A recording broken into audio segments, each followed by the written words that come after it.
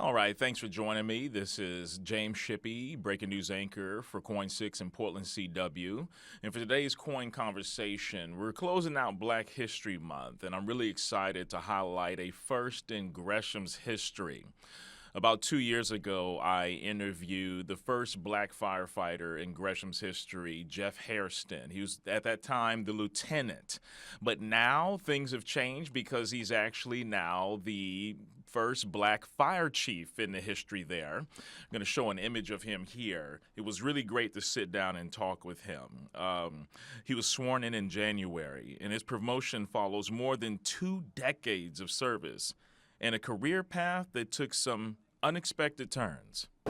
You know, it's an awesome feeling. I would say, you know, the pathway here is, obviously I took a totally different path with my career coming into the fire service. You never really know that you're going to be the first of anything until you hear. 2006, when I got hired here, you know, being the first African American at Gresham, I would say that's long overdue, but you know, it was done. So, you know, going from there has actually been pretty good experience here. Gresham's been home. Gresham's been very good to me. I started a little bit off at Portland Fire, and then I came here. So, you know, I've been here ever since for the last 20 years. It's been awesome. Mentally, I've always felt that I could, you know, if I wanted to move up or achieve something, I've always felt that I'm capable of doing it. I never felt that I'm not able to. That's just kind of how my parents installed in me, just kind of my background and growing up. I'm kind of a fighter in that way. What actually made me want to move up was, you know, you see some things that you may want to change. You may see some things that aren't going probably as well that should be, and you want to make a difference. And you can talk about it or be about it. And once again, it's like I always, you know, put my best foot forward, take on the challenge, and try to make change. That's the only way that any positive thing can happen is if you take initiative. So that's just me. Like I said, prior to this, being a school teacher, you always want to empower people and make things better. Now, when I interviewed him back in 2024 on KXL, he talked about how his time as a professional baseball player with the New York Yankees and the Pittsburgh Pirates helped shape his approach to the fire service. Now, we're going to listen back to a portion of that interview and then hear how he reflects on it now as chief. Sports transpire to almost any job. So when I played pro, when I was playing with the Pirates and Yankees organization, we go out and you compete and you go out with the team and you go win.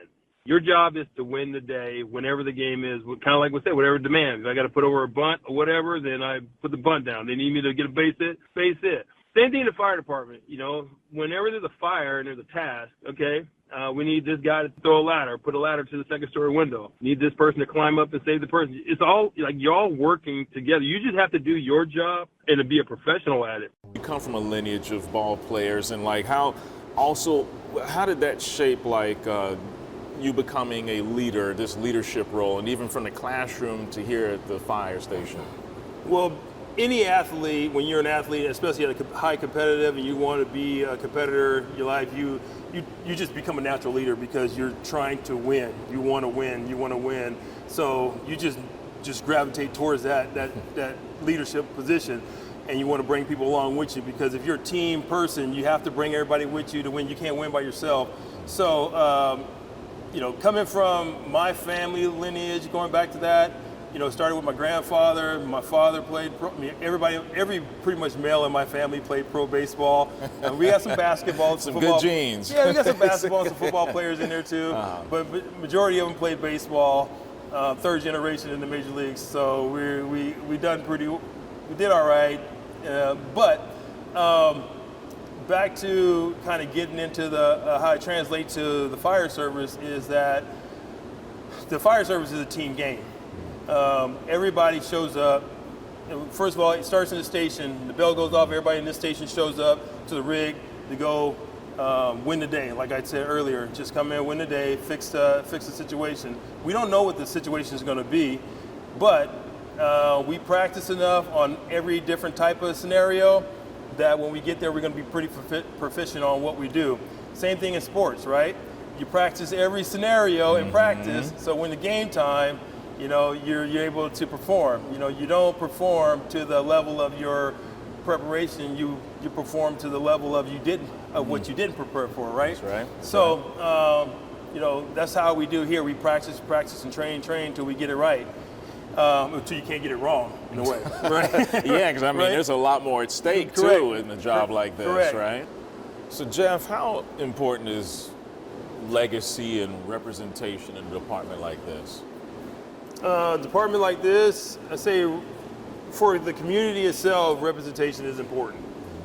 Your department should reflect the community that it serves. So that representation is always important, and even along with that, it just allows the youth to be able to know that they have an opportunity to be in that position. With police, fire, teachers, any profession that you're part of, for a youngster to be able to see themselves in that role is huge. That once again, we talk about sparking the mind. That's how you do it. Legacy-wise, obviously a lot of firefighters may have the legacy of last names. All right. So now look, Jeff, this is kind of an interesting moment. We're getting a call that's coming in. Can you walk me through what's happening and what's about to happen with these firefighters? So here? you heard the call come over the PA system of what the call that's going to take place, the emergency that happened, and now they will come down, get in the rig, and start head to that scene. With that being said, you'll have the officer kind of start directing people on what to do at the scene and when to go. But yeah, they'll start coming down and taking off to the emergency.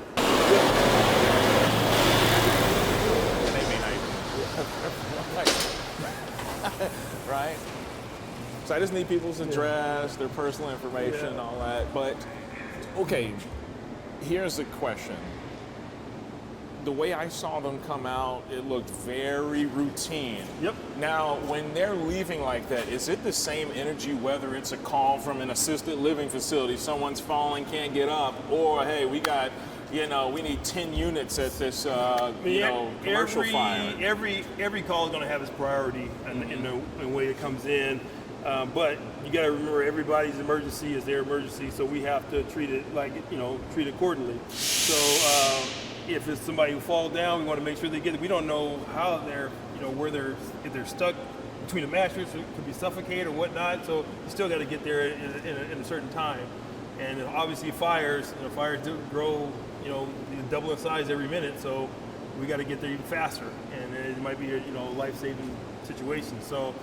We treat every emergency the same. Obviously, there's going to be tiers of it, but we make sure that every emergency is dealt with accordingly. Now, we're going to take a quick break, and when we come back, we're going to continue our conversation with Fire Chief Jeff Hairston about representation, leadership, and how there's no one-size-fits-all way to become a firefighter. If a young black kid, young African-American kid sees you in a role like this, what do you want them to take from it? Well, I want them to be able to know that, it's normal. That's the key. You want to make everything normalize it. You don't want it to be, like, even though I'm in this situation, I might be the only African-American in Oregon as a fire chief or a chief, it should be a normal situation. It shouldn't be something that's like, this is the only person, this is the only time that's ever going to happen. No, you want to normalize everything that's positive, and not let it be always a situation where it has a stigma attached to it, because it takes away from the actual accomplishments of that person, right? Mm-hmm. So you want that person to be viewed, for their accomplishments and how they got there and what they do, and the hard work that it takes. Of course. Yeah, like you said. Of course, definitely. So anytime you see a young African American who wants to be a firefighter, they have a right to be one, and they can be one, and that's what anybody from women, Hispanic, it doesn't matter, but that person has a right to be one. So if they're capable of doing the job, go for it. It doesn't matter who you are or where you come from. It's a matter of how you leave it, right? You want to be able to put people in the right positions, make things better for the person, that's working for you. Get them the stuff that they need to be better. Make sure that the city is taken care of and served correctly. Response times, adding more staffing, adding more personnel out there to protect the city. Things of that sort. You just want to build the program to the best of your ability.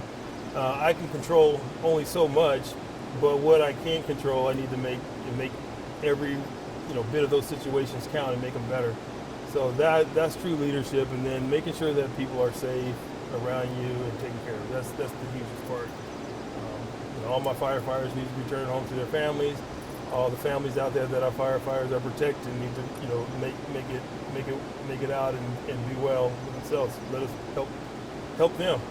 So that is, if I can do anything, leave this place better, leave the city better, and just allow the person, whoever comes in behind me, to have a platform to where there's nothing but success for that person. That's what I'm looking to do. One thing that stood out to me in this conversation is how unconventional his path was. He played professional baseball, he taught, he even painted houses, and now he's fire chief. I can relate to that. My path into reporting and anchoring wasn't traditional either, and I think it's a good reminder success doesn't follow just one road. People pivot, people grow, and sometimes the skills you learn in one field ends up preparing you for another. Mine is obviously a little different. I played ball, and then I became a teacher, and then I got in here, where some people just they come straight out of high school and they want to be firefighters because their parents were or whatnot. And like I didn't even know, and sometimes they think that you may have got the job too easy or whatever, but you didn't. You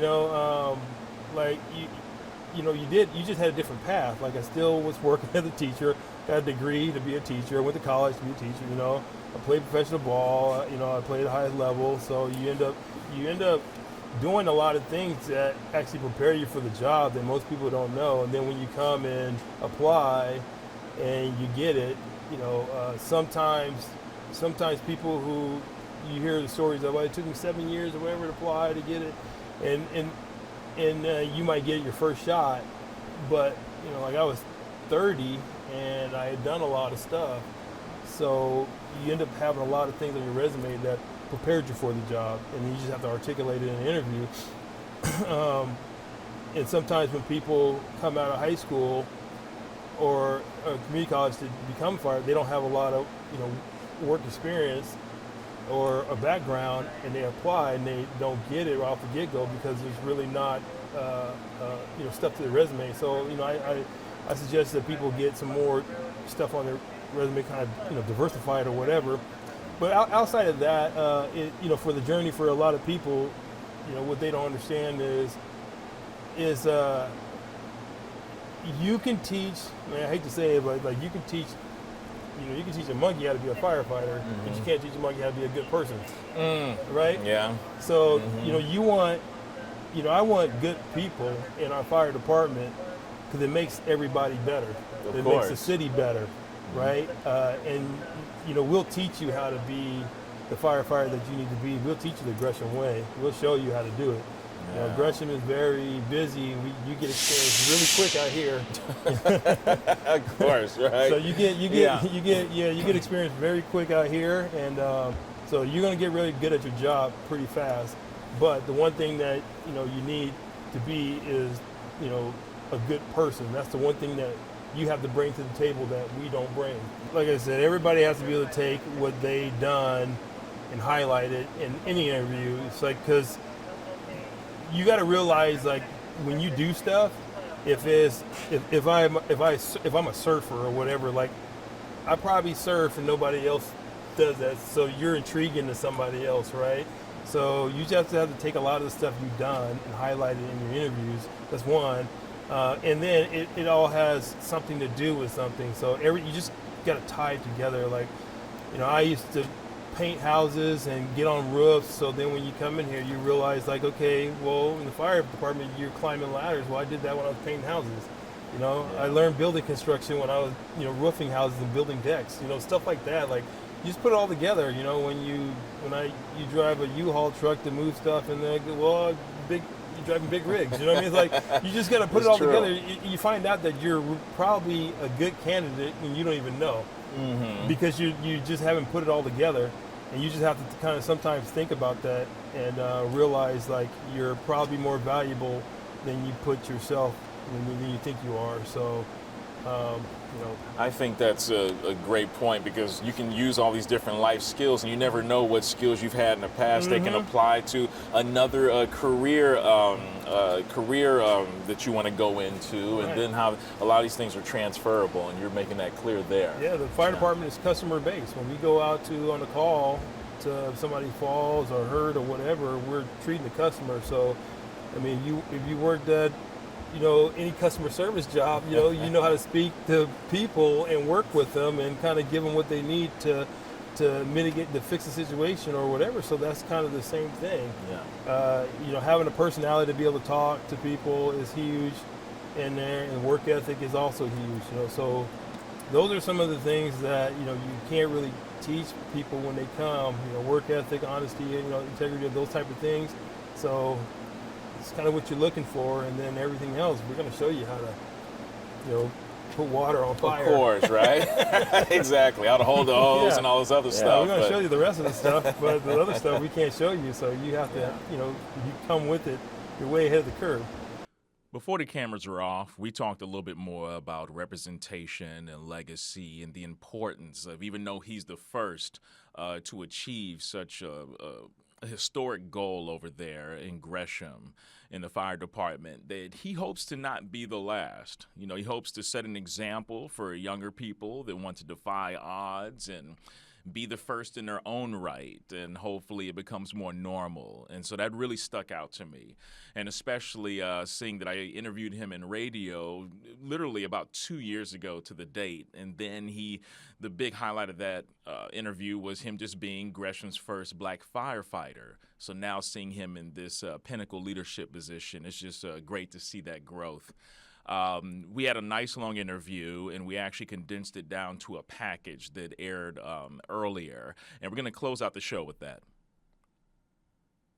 This promotion comes after more than 20 years of service, along a path that took some unexpected turns. You never really know that you're going to be the first of anything until you hear.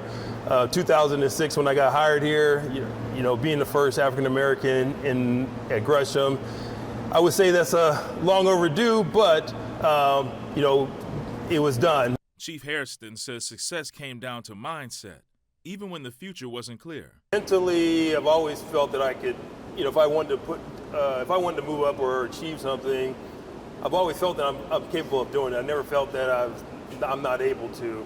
That's just kind of how my parents installed in me, just kind of my background and growing up. I'm kind of a fighter in that way. When I interviewed him in 2024 on KXL, Hairston explained how his background as a professional baseball player with the New York Yankees and Pittsburgh Pirates helped prepare him for life in the firehouse. Sports transpire to almost any job. So when I played pro, when I was playing with the Pirates and Yankees organization, we go out and you compete, and you go out with the team and you go win. Your job is to win the day whenever the game is, kind of like we said, whatever demands. If I got to put over a bunt or whatever, then I put the bunt down. They need me to get a base hit. Same thing in the fire department. Whenever there's a fire and there's a task, okay, we need this guy to throw a ladder, put a ladder to the second story window. Need this person to climb up and save the person. It's all like you're all working together. You just have to do your job and to be a professional at it. Now, as chief, he says leadership and representation go hand in hand. For the community itself, representation is important. Your department should reflect the community that it serves. So that representation is always important. And even along with that, it just allows the youth to be able to know that they have an opportunity to be in that position. During our conversation, a call came in. Last names,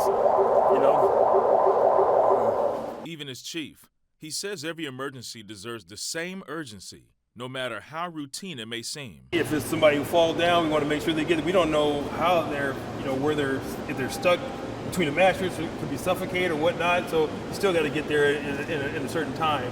And obviously fires do grow, double in size every minute. So we got to get there even faster. And it might be a life-saving situation. Hairston's path included professional sports, teaching, and even painting houses. Proof, he says, that leadership can show up in unexpected ways. I used to paint houses and get on roofs, so then when you come in here, you realize, like, okay, well, in the fire department, you're climbing ladders. Well, I did that when I was painting houses. You know, I learned building construction when I was, roofing houses and building decks, stuff like that. Like, you just put it all together, when you drive a U-Haul truck to move stuff, and then, well, you're driving big rigs, you know what I mean? It's like, you just got to put it all together. You find out that you're probably a good candidate when you don't even know. As chief, he says the focus now is simple. I want good people in our fire department because it makes everybody better. It makes the city better, right? And we'll teach you how to be the firefighter that you need to be. We'll teach you the Gresham way. And for anyone wondering whether they belong in this profession. So anytime you see a young African American who wants to be a firefighter, they have a right to be one, and they can be one. And that's what anybody from women, Hispanic, it doesn't matter, but that person has a right to be one. So if they're capable of doing the job, go for it.